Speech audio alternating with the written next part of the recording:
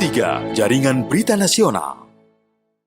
Ya baik, terima kasih untuk Anda pendengar yang masih tetap setia bersama kami di Pro3 RRI. Kita lanjutkan lagi dialog UMKM kita di pagi hari ini membahas mengenai peningkatan rasio kewirausahaan kunci negara maju. Jadi pendengar, seperti kita ketahui syarat untuk menjadi negara maju ini ternyata jumlah pelaku entrepreneurnya harus lebih dari 14% dari rasio penduduk. Sementara di Indonesia pelaku entrepreneur baru ada di angka 3, sekian persen begitu ya Pak Bastian ya. Nah ini menarik, beberapa waktu yang lalu Pak Menteri juga menyampaikan kita tentu punya target untuk terus meningkatkan ini, maka akan ada peningkatan secara bertahap. Nah peningkatan secara bertahap itu berarti target paling dekatnya Pak, ini buat tahun berapa, meningkat berapa persen, dan langkah-langkahnya seperti apa ini untuk mendorong itu? Ibu Tata, ya memang untuk menuju kita rasio kewirausahaan itu sama dengan negara maju, posisi kita pada saat ini di ASEAN untuk Global Entrepreneurship itu berada di ke-6 dan di tingkat di dunia pada tingkat 75. Dan memang kita masih di bawah Singapura. Singapura itu rasio kewirausahaannya 8,7%, Malaysia 4,7%, dan Thailand 4,2%. Oleh karena itu tentu diperlukan upaya-upaya untuk meningkatkan rasio kewirausahaan tersebut. Ya kita memang sesuai dengan Perpres Peraturan Presiden nomor 2 tahun 2022 tentang pengembangan kewirausahaan nasional tahun 2021 sampai tahun 2024 itu ditargetkan terciptanya 1 juta wira usaha baru. Ya di sini dapat dibagi yaitu dari masyarakat umum sebesar 74.000, kemudian ada calon wirausaha sebanyak 618.000, wirausaha pemula 644.000, dan wirausaha mapan 115.000. Dan ini juga dibagi targetnya untuk pemerintah pusat dan pemerintah daerah. Jadi di pemerintah pusat ini ya ini kolaborasi ya, kerjasama atau koordinasi, ada 27 kementerian lembaga yang di sana diharapkan itu dapat mempersiapkan 600.000 wirausaha baru, dan dengan dikoordinasikan oleh Kementerian Dalam Negeri itu akan tercipta 400.000 wirausaha baru di tahun 2024. Dan upaya-upaya tersebut tentu masing-masing melakukan pembinaan, pendampingan ya. Dan kita juga di sana akan menyalurkan para wirausaha ini untuk mendapatkan pembiayaan mitra agar dapat berkelanjutan wirausahanya. Oke. Pak, strategi dari hulu ke hilir begitu yang sudah disiapkan kan kalau tidak salah Kemenkop juga menggandeng dong koordinasi dengan pihak-pihak yang lain ya. Strateginya seperti apa sih untuk mendorong peningkatan atau pertumbuhan UMKM di tanah air ini? Iya. Ya, jadi memang pihak-pihak lain itu ya bisa termasuk pemerintah, ya Bu Tata ya. Jadi di pemerintah ini untuk pembinaan kewirausahaan ini ya kita di sini ada wakil ketua tim untuk PKN ya, untuk pengembangan kewirausahaan nasional, yaitu dari Kementerian BUMN, kemudian ada Kementerian Pariwisata, kemudian Kementerian Dalam Negeri. Ya, kolaborasi dengan instansi yang lain tersebut, yaitu merupakan bagian dari kita untuk mendorong kewirausahaan tersebut. Tentu untuk kemitraan tentu ini akan dihubungkan ke para mitra dan juga sumber-sumber pembiayaan. Ya, sumber-sumber pembiayaan bisa dari antara lain dari lembaga perbankan. Oke, Pak Bastian, biar lebih seru lagi kita boleh undang pendengar ya. Oh, Jadi kalau misalnya untuk Anda pendengar yang ingin langsung berdiskusi atau mungkin ada yang ingin ditanyakan kepada Sekretaris Deputi Bidang Kewirausahaan dari Kementerian Koperasi dan UKM Republik Indonesia, Insinyur Bastian MM, silakan. Saya berikan kesempatan untuk Anda bergabung secara langsung bersama Pro 3 RRI. Anda bisa langsung hubungi kami di 0213844545. Ya, sekali lagi line teleponnya 0213844545, 0213862375, 0213866712 atau 0213523172. Pak Putra di Sibolga, selamat pagi. Assalamualaikum Mbak. Waalaikumsalam. Silakan Pak Putra. Alhamdulillah sehat semua Pro 3 ya. Alhamdulillah, silakan. Ini Pak Bastian, narasumber ya. Ada mungkin 5 Pak, saya mau tanya. Ini karena kebetulan saya dosen swasta ya, bisa lah ya. Karena memang kurikulum di mahasiswa kita ada bidang usaha kewirausahaan gitu Pak. Cuman saya mau tanya ini, memang dari kampus swasta yang lain saya belum lihat gerakan itu di luar kampus kami gitu ya. Jadi saya mau tanya pertama sama Bapak, untuk sosialisasi ke kampus-kampus katakan negeri atau swasta, ketika mahasiswa itu katakan sudah semester 4 atau 5 atau semester terakhir yang tidak berharap lagi kiriman dari orang tua, mungkin dibantu oleh PR3 ya, kemahasiswaan, ngebantu mahasiswanya ini mengadakan pameran gitu ya, mungkin kuliner atau apapun itu ya, fashion di kampusnya. Itu kalau misalnya setelah pameran itu lanjutannya ke Kementerian Industri itu gimana ya, supaya ketika mereka sudah selesai pameran terus ada swasta yang mau menggandeng, itu literasi yang demikian, sosialisasi memitrakan itu mungkin koperasi bisa diharapkan ada koperasi mahasiswa gitu Bang ya, supaya mahasiswa itu ketika dapat keuntungan nggak langsung habis tapi bisa guyup sama kawan-kawannya dengan prinsip koperasi ekonomi yang baik kan begitu. Itu apakah bisa ke arah sana isi kurikulumnya diliterasikan gitu. Yang kedua Bang narasumber, katakan dari pihak Bank Himbara, Bank Negara itu sudah turun ke kampus gitu ya, itu dalam hal mungkin jaminan, garansi, cicilan kan pasti ada, nggak semua mahasiswa itu untung Mbak ya, dalam usahanya, mungkin usaha sablon kaos atau yang lain atau resto-resto kopi kan gitu. Itu apakah ada pendampingan gitu atau final kartu kuning nih kalian mahasiswa udah macet-macet nih, ada nggak pendampingan dari OJK atau yang Bank Indonesia turun ke situ untuk kalau dia kredit macet, misalnya kan pinjaman lunak yang begitu kan. Nah yang ketiga Pak, katakan mereka mau ekspansi nih, diminta katakan Sumatera Utara itu kan dekat dengan Malaysia itu ya, dengan Singapura lebih dekat, penerbangannya paling 20 menit udah nyampe ke Malaysia. Katakan ekspor impor, perizinan regulasi kita di DPR gimana nih Bang dalam undang-undang UKM kita ini? Kalau misalnya regulasinya belum bagus, gimana investor mau masuk kan? Ini mau pemilu ini, biasanya investor asing itu ngeliat-liat kalau misalnya potensi rusuh di dalam negeri nggak baik, ya mereka akan menarik apa-apanya, sahamnya gitu.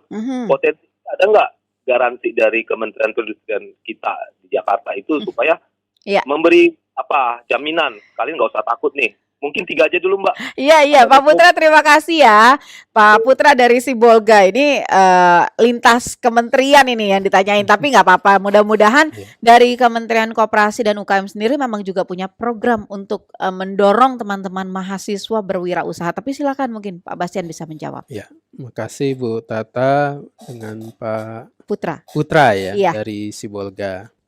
Ya memang untuk kewirausahaan ini untuk para mahasiswa saat ini sudah ada prodi-prodi yang untuk yang bidang kewirausahaan ini tergabung dalam asosiasi ini Pak. Waktu itu beberapa bulan lalu dideklarasikan di ITB Pak ya.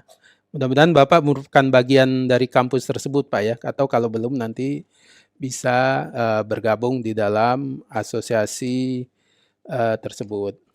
Ya, untuk para mahasiswa, kami di Kementerian Koperasi ya ada menyelenggarakan beberapa kegiatan Entrepreneur Hub ya. Jadi kegiatan tersebut dilaksanakan di kampus-kampus untuk menjaring calon wirausaha dari para mahasiswa. Ya, untuk di Sumatera Utara memang terakhir kami mengadakan di Universitas Sumatera Utara. Dan tentu para calon wirausaha ini akan diketemukan dengan para mitranya ya dan juga akan difasilitasi pembiayaannya. Tadi Pak Putra juga menyebutkan koperasi, ya koperasi itu memang merupakan salah satu sarana ya atau prasarana untuk bergabungnya para pelaku wirausaha. Memang keunggulan dari koperasi tadi Bapak juga mempertanyakan bagaimana ekspansi ekspor. Ya tentu untuk ekspor kita perlu jumlah yang besar. Nah untuk dapat jumlah yang besar, para pelaku wirausaha itu atau pelaku UMKM perlu bergabung dalam satu kelompok Ya. agar jumlahnya bisa lebih banyak. Oke. Ya, pendengar, kami masih berbincang dalam dialog UMKM di hari ini bersama dengan Sekretaris Deputi Bidang Kewirausahaan Kementerian Koperasi dan UKM Republik Indonesia, Bapak Bastian. Sudah ada Pak Timbar dari Atambua yang bergabung. Selamat siang Pak Timbar. Halo. Halo. Ya, terputus sepertinya ya Pak Timbar ya. Kita tidak bisa halo. Ya. Oke, kita tunggu sejenak. Baik, jadi untuk tadi pertanyaan dari Pak Putra kan ada beberapa ya Pak ya. Termasuk misalkan untuk mahasiswa nih, mereka sudah punya produk, mereka mau ekspansi produknya ke luar negeri. Itu juga misalkan ada regulasinya seperti apa atau misalkan bentuk dukungannya bagaimana ini Pak? Ya, betul. Jadi untuk yang para mahasiswa yang usahanya bisa berlanjut lebih maju, tentu bisa kami lakukan pendampingan. Dan untuk pendampingan ini tentu kita juga bekerja sama dengan kementerian lain ya, yang lebih intens memang dengan untuk ekspor ini dengan Kementerian Perdagangan. Dan untuk khusus haji umroh, nah ini kita bekerja sama dengan Kementerian Agama. Nah itu ada program kegiatan yang para pelaku-pelaku wirausaha tersebut produk-produk apa saja misalnya yang dapat dikirim ke Arab Saudi itu di Mekah dan Madinah. Ya biasanya berupa produk-produk makanan dan minuman atau keperluan bagi para jemaah haji atau umroh yang ada di Arab Saudi. Oke, berarti memang sebenarnya sih kalau dari berbagai program-program itu sudah ada ya, cuman memang ada terbagi di beberapa deputi begitu ya? Iya Bu. Pak Bastian ya. Jadi kalau misalnya untuk informasinya nih Pak, kalau misalnya kita mau banyak dapat informasi itu bisa menghubunginya kemana tuh Pak? Iya, nanti bisa menghubungi ke Humas Kementerian Koperasi dan UKM. Ini ada di website Kementerian Koperasi UKM dan juga media-media sosial. Seperti di Instagram Kementerian Koperasi dan UMKM. Nanti akan kami bantu. Nah, jadi langsung saja ya. Nah, Pak Timbar di Atambua sudah tersambung kembali. Selamat siang Pak Timbar. Selamat siang. Iya, silakan. Narasumber. Ya, jadi apa yang disampaikan oleh narasumber dari Kementerian Koperasi yaitu memang betul sekali yang diharapkan oleh masyarakat, baik dari kalangan ekonomi kecil maupun sampai ekonomi yang besar atau dari kalangan yang punya pemahaman bisnisnya itu ada yang dari standar rendah menengah sampai atas ya, masalah modal dan lain sebagainya. Ya mungkin sebagai satu catatan bahwa terkadang masyarakat juga atau dalam hal ini masyarakat intelektual pun bahkan ya secara data ya banyak yang belum memiliki pekerjaan. Mungkin akses-akses seperti itu yang perlu diperhatikan. Mungkin pendanaan atau dari ini ya, walaupun kita tahu bahwa sekarang ini banyak bantuan-bantuan, tetapi banyak sekali yang belum memiliki kesempatan berusaha. Mungkin faktor modal dan lain sebagainya. Mungkin sebagai saran, lintas kementerian, mungkin BUMN atau ini Kementerian Koperasi, Keuangan dan lain sebagainya, mungkin memikirkan salah satu hal atau faktor untuk mendanai tanpa anggunan. Jadi mungkin Contoh seperti kalau dia sarjana, tapi saat ini belum memiliki kerjaan. Mungkin dia hanya gadaiannya atau gunanya mungkin ijazahnya atau dan lain sebagainya. Memang banyak peluang-peluang itu kita lihat ada, tetapi banyak yang belum memiliki kesempatan. Mungkin hanya itu saja, Mbak. Oke, terima kasih Pak Timbar. Pak Ramli di Banda Aceh. Selamat siang Pak Ramli.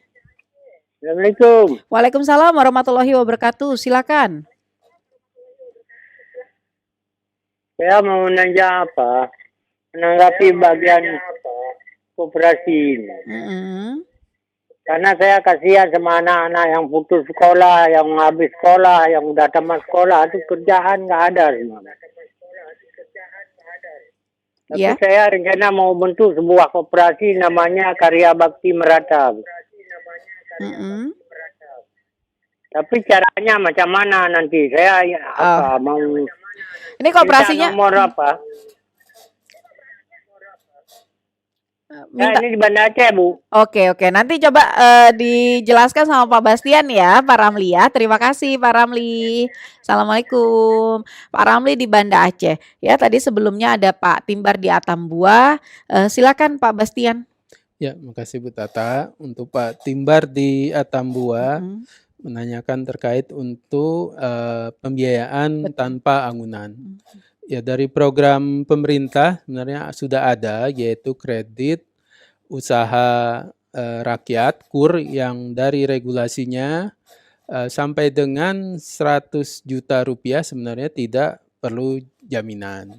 Namun nanti Bapak nanti bisa menghubungi dinas koperasi ya. Di sana biasanya ada pendampingan dan diharapkan nanti prosedurnya bisa dipenuhi gitu. Ya memang kalau dari bank itu ada penilaian lagi. Jadi seperti itu Pak kalau untuk pembiayaan tanpa anggunan. Kemudian Pak Ramli ini menanyakan untuk mendirikan koperasi ya. Ya sebenarnya di unit deputi lain nih Bu Tata, tapi saya coba jawab ya. Nanti kalau lebih lengkapnya Bapak juga di Banda Aceh nanti bisa datang juga ke dinas koperasi dan UKM ya untuk mengurusnya. Jadi Bapak nanti syaratnya ada anggota, kemudian modal awal ya. Nanti Bapak bisa menghubungi dinas koperasi yang ada di Banda Aceh. Oke, jadi silakan ya Pak untuk Pak Ramli ini kalau mau mendirikan koperasi, karena koperasi ini kan juga berbagai macam bentuknya ya. Iya, Pak ya, syaratnya juga nanti mungkin akan berbeda-beda. Jadi langsung datang saja ke Dinas Koperasi dan UKM setempat. Tapi Pak Bastian kembali lagi nih Pak. Sebenarnya begini, kalau bicara soal mendorong menjadi wirausaha begitu, harapannya itu untuk masyarakat Indonesia sendiri tuh wirausahanya yang seperti apa sih Pak? Yang didorong oleh pemerintah untuk ya bisa jadi lebih banyak begitu. Ya, jadi diharapkan para wirausaha ini dapat melakukan inovasi-inovasi dan menggunakan teknologi. Misalnya nih, yang sederhana nih buat rangginang ya. Rangginang yang dari nasi itu Bu ya, yang dikeringkan, digoreng. Ya kalau sekarang kita melihat rangginang itu hanya ya digoreng, dijemur, nasinya digoreng, makan gitu ya, nggak diolah. Nah, dengan inovasi harganya bisa lebih mahal, misalnya dibungkus yang bagus, kemudian diolah ya, rasanya campur udang atau campur ikan, campur daging, jadi ada macam-macam rasa. Jadi diharapkan yang ada inovasi. Jadi usaha tersebut bisa sustainable. Jadi rasanya terus berkembang gitu menunya, tidak monoton. Itu yang diharapkan seperti itu wirausaha. Yang kreatif, yang inovatif, begitu ya. Ya Bu. Oke, nah Bu Merpati di Jakarta Utara sudah bergabung bersama kami. Selamat siang. Alhamdulillahirrahmanirrahim. Assalamualaikum warahmatullahi wabarakatuh, Mbak. Waalaikumsalam warahmatullahi wabarakatuh. Silakan Ibu. Ya, terima kasih Mbak. Assalamualaikum, selamat siang Pak. Bapak narasumber. Siang Bu. Ya, saya ingin menanyakan gini Pak. Di dalam kehidupan kita yang kenyataannya ini kan kita sangat memang membutuhkan koperasi ya. Utamanya level masyarakat kecil dan menengah mungkin ya. Kalau menengah, saya bicara masyarakat kecil. Ketika kita menjalankan, maksudnya para wirausaha ya, menjalankan nih kebanyakan mengalami usaha, kemudian mengalami ketakutan, kemudian mereka bangkit kembali dengan adanya usaha dari pinjaman koperasi lagi, dan mereka mampu membayar, tapi tidak sebaik yang lalu. Dan setelah itu mereka terpuruk lagi dengan adanya seperti COVID. Ya kan, yang lalu. Kini mereka membutuhkan lagi dan mendapatkan bagaimana pendampingan agar para entrepreneur ini memiliki ketahanan dalam berusaha, mampu untuk bisa maju lebih baik lagi. Sosialisasi apa yang sebenarnya yang sangat baik dan edukasi literasi seperti apa yang diberikan dari Kementerian Koperasi. Kedua, di dalam kenyataannya, ketika membutuhkan dana setelah berulang-ulang, adanya seperti kronologis seperti tadi, pada akhirnya membutuhkan dana agak ada kesulitan, Pak. Lebih tidak mendapatkan, padahal dengan jaminan yang apa sesuai aturan.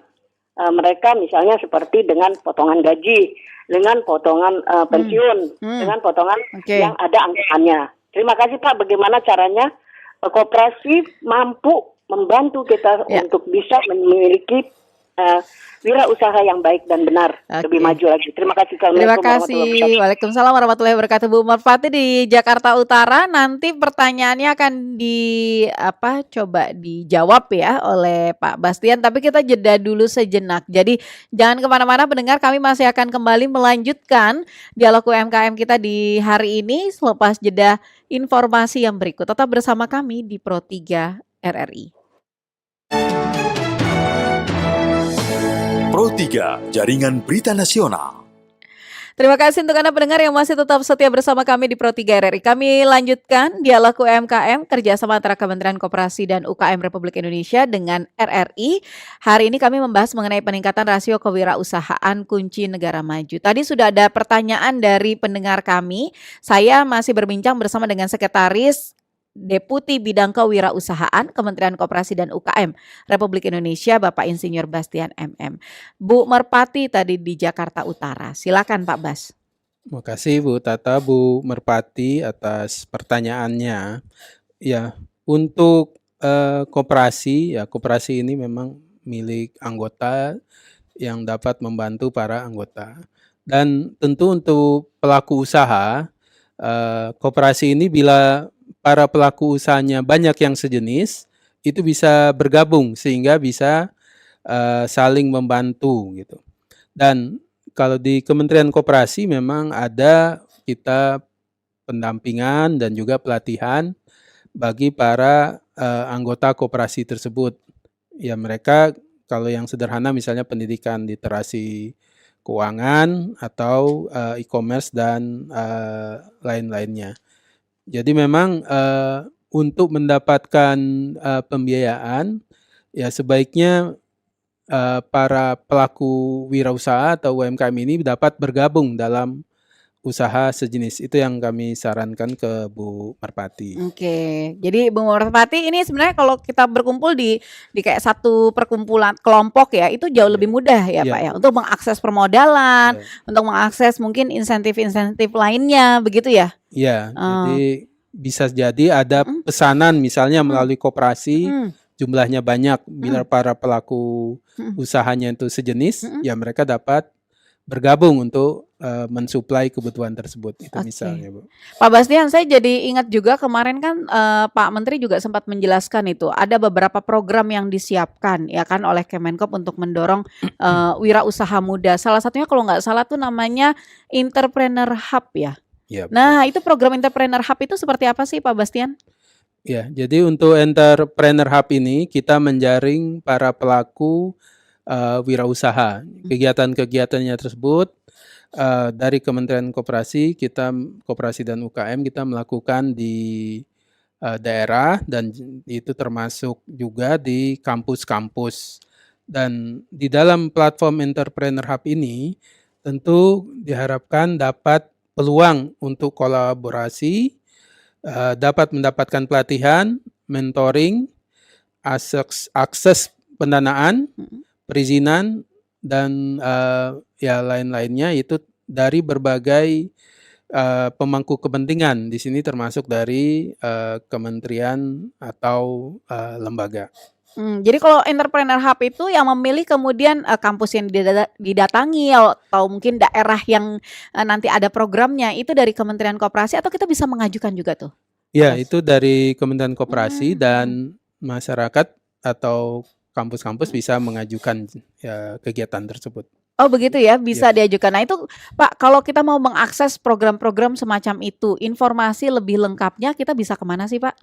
Ya, untuk informasi lebih lengkapnya, ini platformnya ini akan diluncurkan di hari UMKM tanggal 12 Agustus di Surakarta. Nanti di platform ini bisa diakses. Tapi ya untuk kalau sebelum tanggal itu ya bisa melalui yang kami sebutkan tadi, melalui medsos atau website yang ada di Kementerian Koperasi dan UKM. Oke, berarti ternyata ke Surakarta itu di hari UMKM ya Pak ya? Iya betul. 12 Agustus nanti 12 ya. Agustus. Jangan lupa ajak saya berarti Pak Bastian tadi ya.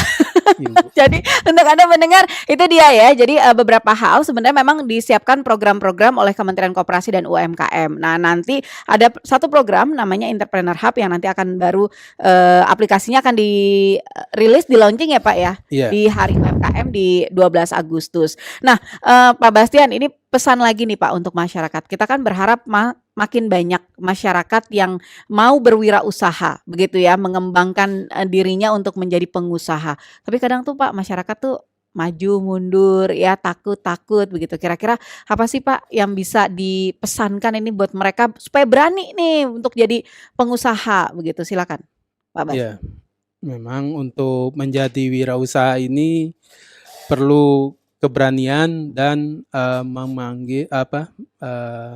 mengambil resiko. Nah, namun sebelum adanya keberanian dan mengambil resiko itu tentu perlu mengikuti pelatihan-pelatihan atau pendampingan. Dan melalui pelatihan dan pendampingan ini tentu akan lebih meminimalkan risiko. Itu yang diharapkan dari para pelaku wirausaha. Ya kita memang mengharapkan makin naiknya rasio kewirausahaan dan kewirausahaan ini akan menciptakan lapangan kerja baru yang akan meningkatkan pertumbuhan ekonomi Indonesia. Oke, jadi ayo ya jadi wirausaha. Saatnya kita jadi job creator kayaknya, bukan jadi job seeker lagi begitu ya, Pak Bastian ya. Nah, berbagai dukungan program-programnya dari hulu ke hilir juga sudah disiapkan oleh pemerintah, termasuk diantaranya adalah Kementerian Koperasi dan UMKM. Terima kasih atau Kementerian Koperasi dan UKM ya. Terima kasih Pak Bastian sudah datang ke Pro 3 RRI hari ini. Terima kasih sudah berbincang dengan kami. Sukses selalu Pak Bastian. Ya, terima kasih Bu Tata, para pemirsa. Ya, untuk Anda pendengar jangan kemana-mana karena kami masih akan lanjutkan lagi Indonesia Menyapa dengan kabar dari dunia olahraga dalam dinamika olahraga di Pro 3 RRI. Jadi pastikan Anda tetap bersama kami di Indonesia Menyapa. Saya Puspita Ayu akan kembali lagi selepas jeda yang berikut, tetap di Pro 3 RRI.